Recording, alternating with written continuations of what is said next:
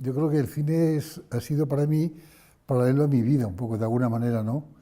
Yo creo que una de las cosas fantásticas de una persona es cuando encuentra algo que le apasiona, ¿verdad? Y que de alguna forma va a hacer su vida, va a completar su vida, ¿no? Y yo, ya sabes que yo empecé con la fotografía y luego empecé con el cine un poco como documentalista y luego ya me pasé al cine de ficción. A estas alturas he hecho más de 40 películas, que son un milagro, ¿no? Ya. Y realmente no, lo que te puedo decir es que me ha dado muchas compensaciones, también algunas amarguras, porque no todo ha sido, ahora parece que todo ha sido placentero, maravilloso, y no ha sido tampoco tan así, ¿no? Ha habido momentos de grandes dificultades, como es normal, pero bueno, aquí estoy y puedo decir que estoy muy agradecido al cine, ¿no? Trato de no verlas, pero a veces me obligan, ¿no? Por ejemplo, esta tarde se va a poner Iberia. Claro, a mí me da mucha vergüenza cuando estoy viendo una película mía, cuando empiezo, marcharme, porque parece que estoy huyendo. Entonces a veces me quedo y entonces ya no tengo más remedio que soportar una de mis películas, que no me gusta nada verlas, nada, no me gusta nada. Prefiero no verlas, ¿eh? Pero a veces no tengo más remedio y las veo, bueno. Y a veces me llevo hasta sorpresas, porque me parece que son películas que están bien y que yo ahora a lo mejor no sabría hacerlas. O sea que cada película está hecha en un momento de mi vida, corresponde a una forma de pensar o de estar o de vivir y están allí, son de alguna manera, pues han marcado mi vida, pueden marcar mi vida, ¿no? Bueno, en mi casa mi madre era pianista, o sea, y fue profesional años y tocaba el piano siempre, ¿no? Por las mañanas y era una gran pianista estupenda, ¿no? Entonces yo me he educado con la música clásica, digamos, ¿no? Sigo con ella, me encanta la música clásica, ¿no? Escucho muchísimo, ¿no?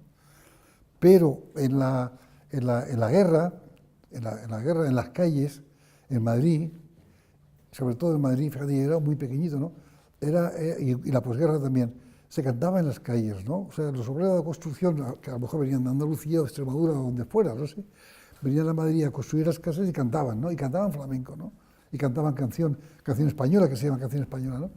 Y estaba de moda, o sea, no sé, pues había ya empezado a cantar mujeres interesantes, ¿no? Y sí me fascinó, me pareció que era muy bonito, que era muy hermoso, ¿no? Y luego pues ya me empecé a especializar, cuando empecé a ser fotógrafo profesional, que hice el Festival de Granada, era el fotógrafo oficial del Festival de Granada de Música y Danza, pues me permitió estar al tanto no solamente de la música, ¿verdad?, sino también de participar en los ensayos de ballet, o de ballet clásico, de ballet flamenco, estaba, sí, me acuerdo, de Pilar López, estaba ya Rosario, etcétera, ¿no? Y entonces aprendí algo que lo sigo manteniendo, y es la belleza, la hermosura de los ensayos, ¿no? De las repeticiones, mucho más que que de las representaciones ya terminadas, ¿no? O sea, el esfuerzo que hace falta para bailar cualquier cosa, no solamente el ballet flamenco, o el flamenco, sino también el clásico, ¿no? Y me gustaba mucho ver cómo había que sudar, cómo había que trabajar, cómo había que horas y horas y horas, ¿verdad?, para perfeccionar los movimientos, tal, que es una cosa que luego, pues llegas al teatro, ¿verdad?, y ves ahí el lago de los cisnes, las niñas con un tutú, y parece que no han sudado en su vida, ¿verdad?, que estas niñas son etéreas, que pertenecen a otro mundo. Pues no, físicamente son mujeres, ¿verdad?, que están trabajando, o hombres, ¿no? Y el flamenco tiene esa cosa tan bárbara, tan brutal, maravillosa, lo del suelo, ¿verdad?, de estar apoyado al suelo, esta es la tierra, esto soy yo, ¿no? Y las mujeres esa cosa maravillosa, ¿verdad?, de los brazos al aire, este es el cielo, ¿no? O sea que es un baile único en el mundo, porque nadie baila así. Yo he estudiado eso muy bien, ¿verdad? Incluso he estado cuando he estado en Rumanía o en Bulgaria, tal, buscando cómo bailaban los gitanos, ¿verdad? Estaba muy interesado por la música de ellos. Y siempre he encontrado que no tiene nada que ver con el flamenco, ¿no? Que es muy bonito, ¿no? Está apoyado en las sardas, con el violín, tal, ¿no? Pero nunca hay esa cosa tan fuerte como el flamenco, ¿no? El flamenco es una cosa única. Y luego tiene una cosa maravillosa el flamenco, que no hay que olvidarlo, y es que se proyecta hacia el futuro, ¿no? O sea, que se puede renovar, se va renovando. O sea, el folclore, como tú sabes, se queda paralizado y ahí está. O sea, se baila de una manera, o sea la sardana, o sea el baile gallego, están ahí, o lo que sea, ¿no? Y se queda quieto. Entonces, lo que es maravilloso del flamenco es la evolución del flamenco, ¿no? O sea, que se baila de otra manera, se puede bailar de otra manera, se puede cantar de otra forma, puede incorporar ritmos latinos o ritmos de otro sitio, del jazz, o sea, no sé, esto es más parecido al jazz, ¿no? En ese sentido. Incluso yo creo que lo que tiene es una perspectiva fantástica de futuro, de posibilidades nuevas, ¿no? O sea, no hay más que meterse en eso. Y yo he trabajado mucho en ese sentido, ¿no? Para intentar renovar el flamenco, ¿no? Primero con Antonio Gades y luego ya con otras personas, ¿no? Para darle un paso adelante, ¿no? Yo he hecho dos tipos de musicales. Creo que he hecho 14 musicales, me parece, no sé si 15, 14 por lo menos, de los cuales hay unos con argumento, como puede ser Carmen, o como puede ser Boda de Sangre, incluso, ¿no? Como puede ser Tango, en fin, no sé, incluso Yo, Don Giovanni, y otros que no tienen ningún argumento, ¿no? Que empecé con sevillanas. Entonces, eso es, yo lo llamo, quizás estoy equivocado, pero no sé, me parece a mí que son musicales en estado puro, porque no hay ninguna contaminación argumental, ninguna historia, no, simplemente son, ¿verdad?, actuaciones de artistas, generalmente artistas maravillosos, ¿verdad?, delante de la cámara, ¿no?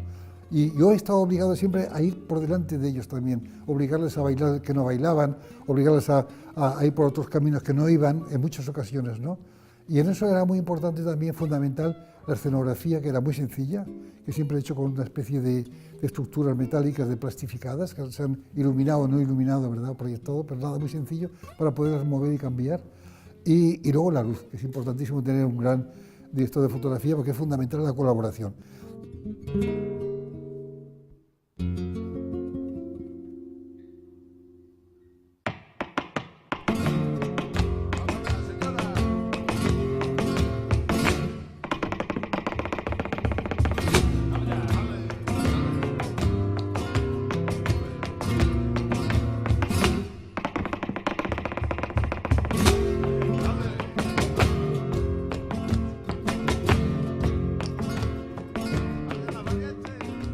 Y establecer una especie de arco con todos esos elementos, que es lo más complicado siempre para mí, ¿no? Que haya una especie que se pueda ver eso como si fuera un todo, siendo como aparentemente documental de cada uno de los trozos, pero no es un documental. Entonces el problema de estas películas mías es que nadie sabe dónde colocarlas, porque no son documentales, ¿verdad? Pero tampoco no es cine de ficción y nadie sabe qué hacer con ellas, que no deja de ser divertido. Yo soy un buen fotógrafo, ¿verdad? Creo que de verdad, sinceramente, lo puedo ser, pero nunca me he metido demasiado con la fotografía en el cine, con los fotógrafos que he trabajado. Los he dejado libres. O sea, hemos hablado de cómo hay que hacer las cosas, más o menos de lo que se quería hacer, y luego prácticamente no me he metido en algún momento, ¿verdad? Pero pocas veces, ¿no? Pero para eso, claro, el problema es elegir a los mejores, claro. O sea, hay que confiar también en ellos, ¿no? Y saben más que yo. O sea, porque la luz en el cine es mucho más complicada que una fotografía. O sea, yo podría hacer una fotografía perfectamente en una película en blanco y negro, perfectamente la podría hacer, ¿eh? Porque es muy fácil, ¿no? Porque solamente o es oscuridad, o es grises, o es claridad, no sé. El color es un lío. Las sombras son azuladas, no sé qué, es el verdoso por un lado. Entonces, no es tan fácil, ¿no? El seguir a un personaje, el que tenga esa una calidad, el que se mantenga un cierto tono de luz a lo largo de una película. O sea, a mí me parecía tan complicado eso que nunca me he metido. Fíjate, nunca lo he dejado siempre, sobre todo el color. Ya te digo, en blanco y negro no hay ningún problema, pero en color siempre lo he dejado a los técnicos, ¿no? Esto es una maravilla, porque además es un humanista, un hombre muy preparado, inteligente, muy rápido, que es una cosa que yo siempre he reprochado a los directores de fotografía españoles en general, ¿no? Por ejemplo, Luis Cuadrado era insoportable, ¿no? Quitando la caza, que no tenía más remedio, el blanco y negro no podía hacer nada, teníamos una pantalla, o sea que no, y un tras 25 metros, o sea que no teníamos más, no teníamos luz eléctrica, ¿eh? Para, para la caza. Y luego ya, claro, pues con las luces era insoportable cuando había que iluminar, ¿no? En cambio, Vittorio Storaro es una maravilla, entre otras cosas porque ilumina de una manera que yo no había visto nunca, ilumina con los focos que utilizan los aviones para aterrizar, que son de corriente continua, ¿sabes? Tiene grandes panos con focos, nunca ilumina por arriba, jamás, siempre con focos laterales, y tiene un restrato y maneja la intensidad de la luz. Entonces yo nunca había visto eso, que me parece fascinante. Yo te hago un traveling a ti, ¿verdad? Y puede ir desapareciendo del fondo y no me entero, ¿no? Y se queda cargado toda la imagen sobre ti. Y no te das cuenta, lo hace con una sutileza, o sea que una serie de cosas fantásticas, de invenciones suyas, ¿no? Y es un gran creador, un gran inventor y además es rapidísimo. O sea que, y no hay nada que te diga que no se puede hacer, porque en España es muy normal que digas, oye, quiero hacer un traveling aquí, una panorámica, y digas, chico, eso no se puede hacer, Carlos, porque mira, bueno, pues venga, tengo que hacer esto y dice Víctor, esto, venga, y ningún problema jamás, ¿no? Es una maravilla, Vittorio. No, sobre todo que es que hay una división de temas, por llamarlo así, ¿no? O sea que unos temas son un poco sobre la familia española, vamos, en un sentido muy general, ¿no? Donde está incluido quizá una parte más política, pues llamarlo también así, que tampoco es, yo nunca he hecho una película muy política totalmente, ¿verdad? Con esa idea, pero luego he hecho algunos ensayos sobre personajes que a mí me han fascinado, como San Juan de la Cruz, o como Goya, o como, no sé, como El Dorado, ¿no? Con películas así, ¿no? De personajes que me interesan muchísimo en la historia, y luego musicales, o sea que, pero en fin, no sé, no me gustaría tampoco separar unas cosas de otras, están muy relacionadas, yo creo, ¿eh? Yo me quedaría con Io Don Giovanni, fíjate, porque reúne muchas cosas que me gustan mucho a mí, ¿no? Que es el teatro, la ópera, el cine, todo mezclado, la interpretación, el color, la escenografía, la música, sobre todo también. Me parece que es una película que reúne muchas de las cosas que por lo menos en la última época de mi vida me han interesado muchísimo, ¿no?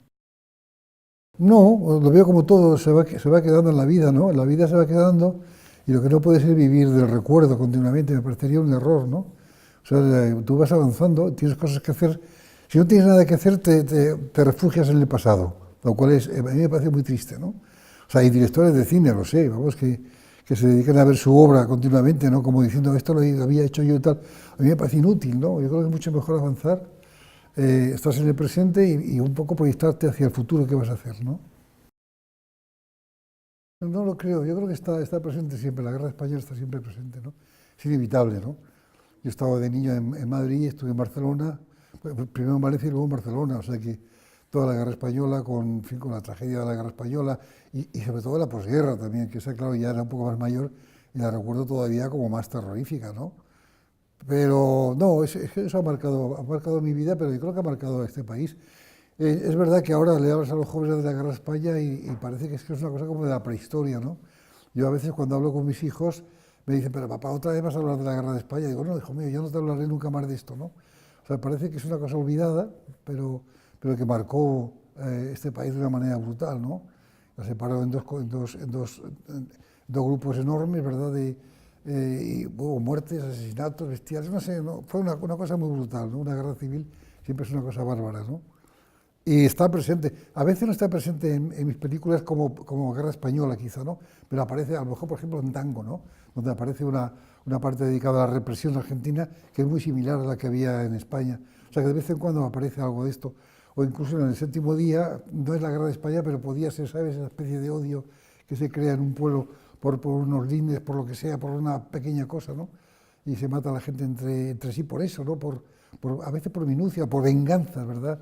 Antiguas venganzas, antiguas secuelas de algo que se ha quedado en la mente y que de repente surge el momento de vengarte de una cosa y, no sé, yo creo que una guerra civil es una cosa muy terrible y las guerras en general, pero ya ves que el hombre no tiene solución, ¿verdad? El hombre no ha conseguido solucionar ese problema, sigue siendo un animal posesivo, ¿verdad? Que defiende su corral, pues llamarlo así, ¿verdad? Y quiere el corral de los demás y no hay nada que hacer ahí, ¿no? O sea, lo veo complicado. Claro, es que no podemos olvidar que hemos tenido unos autores maravillosos, ¿no?, en otras épocas, ¿no? Y ahora, y bueno, y hace poco, y en los años 20 y continuamente, ¿no? O sea, que no somos nadie, todos dependemos de lo que hemos vivido, de lo que hemos conocido, de lo que hemos leído, de lo que nos han enseñado, y así es la vida, ¿no? O sea, que cualquiera que se crea que es capaz de hacer una obra autónoma, totalmente autónoma, y que lo ha inventado todo, está equivocado. No ha inventado nada, porque todo está ya inventado casi. Lo que se puede es remodelar, y tú puedes dar tu versión, ¿verdad? Y modificar ciertas cosas, pero las cosas están allí. Y yo aprendí, tarde, pero lo aprendí, que la llamada cultura española del siglo de oro, o sea, Cervantes y Lope de Vega y Calderón de la Barca, etcétera, ¿no? Había un material bestial, ¿no? Un material fantástico, incluso Gracián, este aragonés, ¿no? Que Buñuel le debe muchísimo a Gracián. En el Criticón de Gracián hay textos concretos que son imágenes de Buñuel, fíjate. O sea y por ejemplo, Buñuel era un gran experto, conocía muy bien toda la literatura de la época dorada de española, de esa época, vamos, ¿no? O sea que quiero decirte que indudablemente estamos marcados por eso, ¿no? Marcados porque a mí me interesaba mucho hacer algunos personajes españoles. Por ejemplo, me he quedado sin hacer uno porque ningún productor ha querido hacerlo, que es Felipe II, porque es la versión muy personal de Felipe II, no la tradicional, maravillosa del rey este, porque es verdad que era un rey muy sensible e inteligente, pero era enormemente también cruel, ¿no? Capaz de una crueldad. Bueno, está algo de eso también en El Dorado Mío, ¿no? O sea, esta época donde la muerte no tenía tanto sentido como tiene ahora, o sea que a un enemigo político la única forma de resolver el problema era matarlo, y esa era la época era una época brutal, ¿verdad? Bueno, pues no sé, San Juan de la Cruz, porque me ha parecido siempre un iluminado maravilloso, un ser maravilloso, con unas poesías tan preciosas, ¿no? Me parece una cosa tan genial y tan ingenua y tan... Y luego había una cosa en San Juan que no está en mi película, pero que siempre me fascina, que me parece maravilloso, y es que después de escribir estas poesías, que él pensaba que no las había escrito él, sino que las había escrito iluminado por Dios, o sea, lo cual ya es una idea maravillosa, o sea que él no había escrito, ¿no? Simplemente había recibido una iluminación y había escrito las poesías. Que a mí me parece una idea fantástica, porque por esa idea a mí me gustaría que todas mis películas no las he hecho yo, ¿verdad? Las ha hecho alguien por allá arriba, pero en fin. El caso es que luego se ha dedicado parte de su vida a estudiar el por qué cada una de las frases, en una noche oscura, con ansias, enamorado, desinflamado, ¿por qué he dicho yo en una noche oscura? Y se ha dedicado a escribir montones de material para explicarse él mismo sus poesías. A mí me parece una... Bueno, perdóname que me he ido a otro sitio, ¿eh? Es una larga historia, ¿eh? Porque yo conocía a Buñuel personalmente, ¿no? Porque conocía a su familia, personalmente en Montpellier, en el año 56 o por ahí, no lo sé, ¿verdad? En un raconte hispanoamericano que se llama filipino, no sé, una cosa muy rara que habían inventado los franceses, y donde pasaban varias películas de Luis que yo no había visto, porque en España no se veía cine de Buñuel. Buñuel era un desconocido completamente en España, ¿eh? Es una cosa que hay que decir. La gente piensa que desde el principio Buñuel ha sido como el San Buñuel, no es verdad. Buñuel se ha ganado no sé, la popularidad en España a través de Viridiana y a posteriori, pero no antes, ¿eh? Bueno, pues para mí fue un reencuentro fantástico con esas películas. Me encontré a mí mismo, ¿no? Porque era algo que yo quería hacer, ¿no? Cómo utilizar la realidad, pero en la imaginación. O sea, una realidad que está muy bien, ¿verdad? El documentalismo, ¿verdad? La realidad en la calle, pues, muy bien, de acuerdo, ¿no? El costumbrismo está bien, ¿no? Pero hay otro mundo que estaba negado en mi época, porque había una especie de obsesión con el realismo socialista. Durante unos años los escritores y los cineastas estaban obsesionados con eso, ¿no? Había que hacer todo lo que fuera una realidad inmediata, ¿no? En la calle. Estaba muy influenciado también por el cine italiano, el neorrealismo en parte, ¿no? Esa vuelta a la cotidianidad, a los personajes normales en las calles, ¿verdad? Las relaciones normales, digamos, ¿no? Y en cambio a mí siempre me ha interesado, nada más hice mi primera película y ya me interesaba hacer otro tipo de cine, ¿no? Que era más imaginativo, ¿no? Y encontré que en Buñuel estaba ese tipo de cine. Imaginativo en el sentido no de la cuento de hadas, que siempre me ha parecido es un horror, ¿no? Sino de una imaginación realmente creada y pensada en función de los recuerdos que tiene uno, de lo que uno puede pensar, de la imaginación, de lo que uno quisiera ser o no ser. No sé, hay todo un mundo en la mente, ¿verdad?, que yo creo que el cine está muy capacitado para ello. Bueno, luego se han hecho muchísimas cosas, pero en la época en que yo estaba trabajando, la verdad es que prácticamente nadie hacía esto, ¿no? Y bueno, no sé, el encuentro con él personal fue en el Festival de Cannes en el año 60, fíjate, que fue mi primera película que hice, Los Golfos, fue seleccionada milagrosamente para ir al Festival de Cannes, y ahí tuve la oportunidad de conocer a Luis y hablar con él, y lo convencimos de que volviera a España. Entonces vino a España y hizo Viridiana. Bueno, y de ahí para adelante pues nos veíamos continuamente, siempre que venía a España me llamaba, hemos comido juntos, nos hemos emborrachado juntos, también es verdad, y hemos tenido una relación muy casi de padre e hijo, ¿no? Se puede decir, ¿no?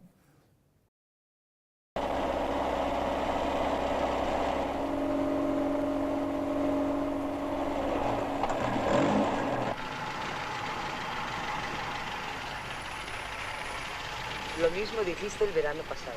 Menuda llorera. Y luego lo bien que lo pasaste. ¿Ya no te acuerdas? Este año eres mayor. No vas a llorar, ¿verdad?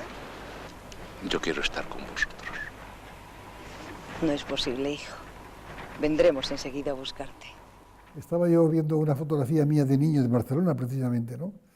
Y no me reconocía. Digo, bueno, pues ese soy yo porque me dicen que soy yo, pero podía ser otra persona perfectamente. Entonces me imaginaba, bueno, ¿cómo veo yo ahora, mi edad adulta, cómo veo yo la infancia? Y evidentemente no la veo como un niño, es mentira, porque lo que ve el niño es imposible de reproducir.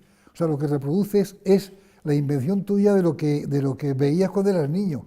No sé si me explico bien. Entonces, claro, dije, la única forma de hacer esto de una manera honesta sería trasladar el personaje adulto, ¿verdad?, a la infancia e incorporarse a esa infancia, ¿no? Y de esa manera sí es posible, ¿no? Sí es posible que te encuentres en el lugar que has soñado, o que has pensado, o que has vivido, o que has estado, ¿no? Y eso fue un poco la reflexión. Y realmente me costó trabajo convencer a Rafael Azcona, porque Rafael Azcona era muy realista, ¿no?, en todos los sentidos. Le gustaba mucho la cotidianidad, el lenguaje popular, tal, y siempre tenía problemas con él en ese sentido, porque él no era nada imaginativo, es curioso, ¿no? Iba por otro tipo de imaginación, vamos, no sé, mucho más realista, ¿no? Y bueno, pues tomé esa decisión y creo que fue una decisión interesante. Y creo que fue un avance importante. Luego he visto varias películas donde se ha hecho lo mismo, pero vamos, yo creo que quizás he sido yo el... Yo creo que la manera que lo haces tú... Quizás he sido yo el innovador, no lo sé, pero tampoco importa. Igual ha habido otro antes que lo ha hecho, antes que yo, no sé.